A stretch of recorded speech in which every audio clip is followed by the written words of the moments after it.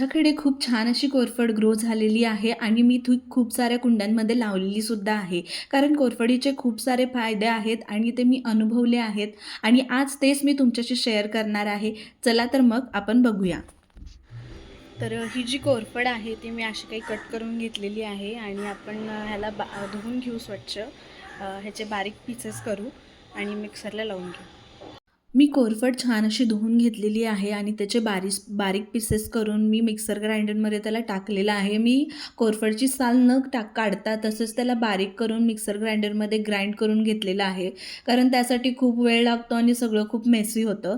त्यामुळे मी असा खूप साधा असा पर्याय निवडलेला आहे की मी मिक्सर ग्राइंडरमध्ये ग्राइंड करून घेते आणि उरलेले जे मोठे मोठे पीसेस असतात ते चमच्याच्या साहाय्याने मी काढून घेते आणि त्याच्यानंतर छान अशी पेस्ट तयार होते. कोरफडीमध्ये जास्त पाण्याचा इंटेक असल्यामुळे ना हे आता म्हणजे खूप लिक्विडी टाईपमध्ये होतं आणि आपल्याला केसांना वगैरे लावण्यासाठी सुद्धा सोपं होतं. जर अशा पद्धतीने आपण कोरफड केसांना लावली तर कोरफडीमुळे ना आपले केस स्ट्रॉंग होतात, गळण्याचं प्रमाण कमी होतं आणि केसातील जो कोंडा आहे तो कमी होतो. त्याचबरोबर आपले केस मऊ होतात आणि कुठलेही बाहेरचं कंडिशनर वगैरे लावण्यापेक्षा असं नॅचरल कंडिशनर जर आपल्या घरामध्ये अवेलेबल असेल तर याचा खूपच छान फायदा होतो. जसं की मी दाखवते आहे, केसांना हे स्टेप बाय स्टेप लावायचं आणि सगळीकडे केसांना छान असं लावून हे केस आपल्याला थोड्या वेळासाठी तसेच ठेवायचे आहेत. मी ॲलोवेरा जेल आहे ते मी मोस्टली आंघोळीच्या आधीच लावते, कारण हे लावल्यानंतर केस थोड्या वेळासाठी ओले होतात आणि ते वाळण्यासाठी मी थोडा वेळ वेट करते. वाळल्यानंतर केस हळूवारपणे मी बोटांच्या साहाय्याने त्यातला गुंता काढते आणि त्याच्यानंतर कॉम्ब करते आणि मग संध्याकाळी वगैरे रात्री त्याला छान असं ऑइलिंग करते आणि मग दुसऱ्या दिवशी हेअर वॉश करते. तर केस जोवर वाळत आहेत तोवर मी माझ्या घरातली बाकीची कामं करते आहे. कारण माझे प्लांट्स खूपच ग्रो झाले होते आणि त्याची कटिंग इतकी होती की मला अजिबात ती टाकावीशी वाटत नव्हती. म्हणून मी माझा हॉल क्लीन करायला घेतला आणि हॉल खूप असा मला सिम्पल वाटत होता. त्यामुळे मी असं ठरवलं की प्लांट्सनी याला छान असं डेकोरेट करू. त्यासाठी मी याला छान असं डेकोरेट करते आहे. पहिल्यांदा मी माझं ते टी व्ही युनिट आहे ते छान असं क्लीन करून घेतलं आणि मग माझ्याकडे जे प्लांट्स आहेत ते मी पहिला बघितले की कोणते कोणते प्लांट्स मी इथं लावू शकते, ठेवू शकते. त्या अकॉर्डिंग मी सगळे प्लांट्स कलेक्ट केले आणि आणि आता ती जी अरेंजमेंट आहे ती त्याची अरेंजमेंट कशी करायची हे मी बघते आहे. ट्रायल अँड एरर माझं यामध्ये चालू आहे. कारण कुठला प्लांट कुठं चांगला दिसेल हे मी सगळं म्हणजे बघून मगच मी ज्याला कुठं काही ठेवायचं ते मी ठेवत आहे.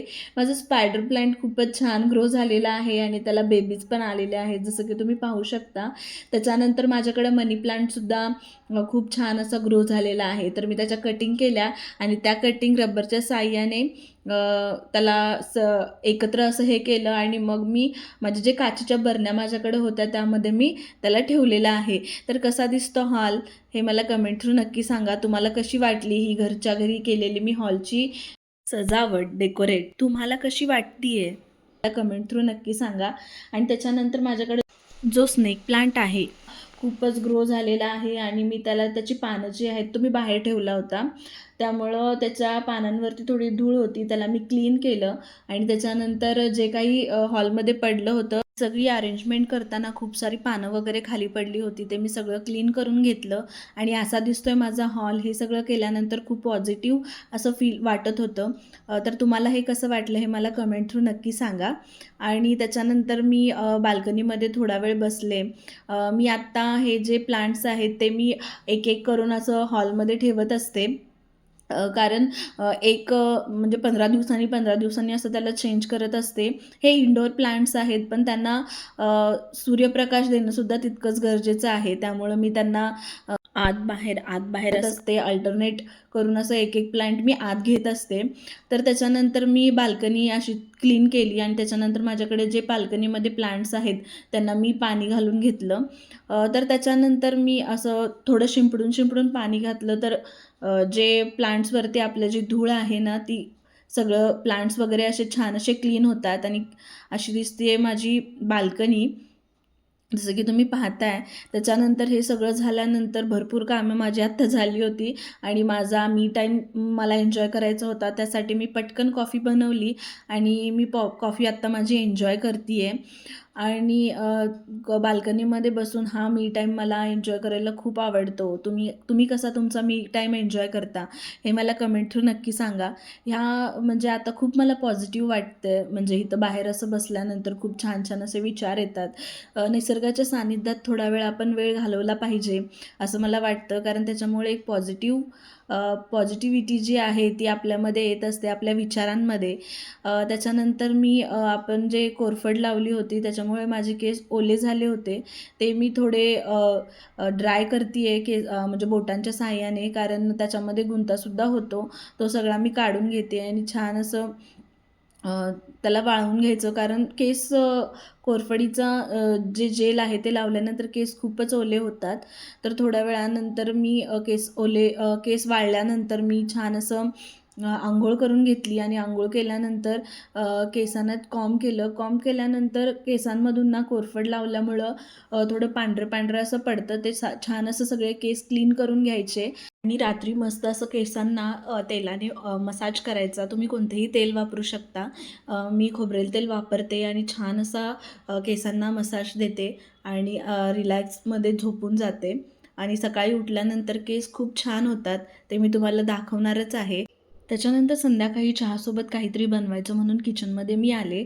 पण किचनमध्ये खूप साऱ्या चपात्या होत्या. पण चहा चपात्या प्रत्येक वेळी खाणं खूप बोर होतं. मग त्या सगळ्या चपात्या मी कात्रीच्या साहाय्याने अशा कट करून घेतल्या आणि तेल तापायला ठेवलं गॅसवरती. तेल असं थोडंसं मीडियम फ्लेमवरती तापवून घेतलं आणि हे सगळ्या चपात्या ज्या कट केलेल्या आहेत त्या छान अशा गोल्डन ब्राऊन होईस्तोवर तळून घेतल्या. जे चपातीचे पीसेस आहेत ते तळताना सारखं सारखं हलवायचं. त्याच्यामुळे काय होतं की चपात्या जास्त क्रिस्पी व्हायला मदत होते आणि क्रिस्पी तर होतातच आणि खूप छान टेस्टी असे म्हणजे असेच जरी खाल्लं तरी खूप छान लागतं.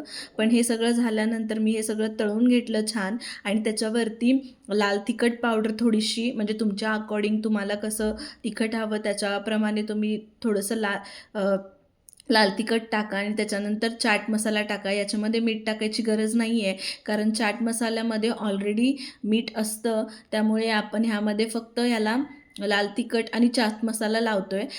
लाल तिखट आणि चाट मसाला लावल्यानंतर हे सगळं छान असं मिक्स करून घ्यायचं आणि मिक्स करून झाल्यानंतर छान असा आपला टी टाईम स्नॅक तयार झालेला आहे. तो आपण एन्जॉय करू शकतो. तर हे सगळं रेडी झाल्यानंतर मी पटकन चहा ठेवला आणि खाण्यासाठी मी हे सगळं घेतलं आहे आणि खायला खूपच छान आणि टेस्टी झालं होतं. तुम्हीसुद्धा हे नक्की ट्राय करा. हा सुद्धा एक असा हेल्दी असा ऑप्शन आहे, कारण याच्यामध्ये आपण कोणत्याही प्रकारचा मैदा यूज केलेला नाही आहे आणि उरलेल्या चपात्यांपासून आपण हे बनवतो आहे आणि मुलेसुद्धा लहान खूप हे आवडीनं खातात. आपण हे बनवताना तळतो, पण कधीतरी तेलकट म्हणजे तळलेलं खाणं ठीक आहे. ते सुद्धा घरी बनलेलं विदाऊट मैद्याचं. तुम्ही हे नक्की ट्राय करा आणि तुम्हाला कसं वाटलं हे मला कमेंट थ्रू नक्की सांगा. तर आम्ही माझा टी टाईम एन्जॉय करते आहे. तुम्ही कसा एन्जॉय करता हे मला कमेंट थ्रू नक्की सांगा आणि ही रेसिपी कशी वाटली हे सुद्धा मला सांगायला विसरू नका.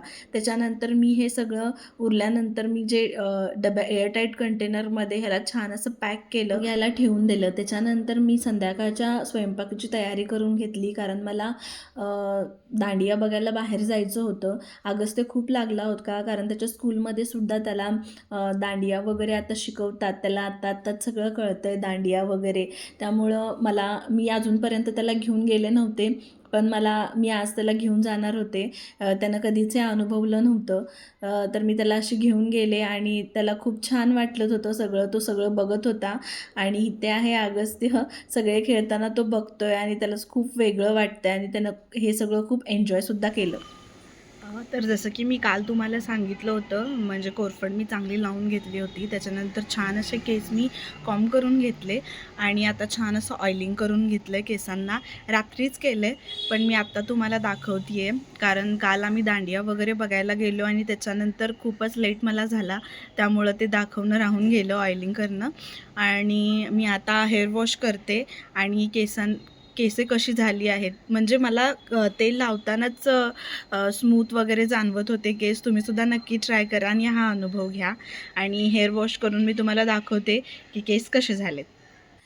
तर मी आत्ताच हेअर वॉश केलेला आहे आणि माझे केस अतिशय शायनी, सॉफ्ट आणि सिल्की असे झालेले आहेत. मी कॉम्बसुद्धा केलेला नाही आहे, तरीही माझ्या केसांमध्ये काहीच गुंता नाही आहे, अतिशय सॉफ्ट झालेले आहेत. तर माझे व्हिडिओ कसे वाटतात हे मला कमेंट थ्रू नक्की सांगा. आणि जर माझे व्हिडिओज आवडत असतील तर व्हिडिओजना लाईक, शेअर आणि चॅनलला सबस्क्राईब करायला विसरू नका. तर आपण परत भेटू अशाच एका इंटरेस्टिंग व्हिडिओसोबत. तोपर्यंत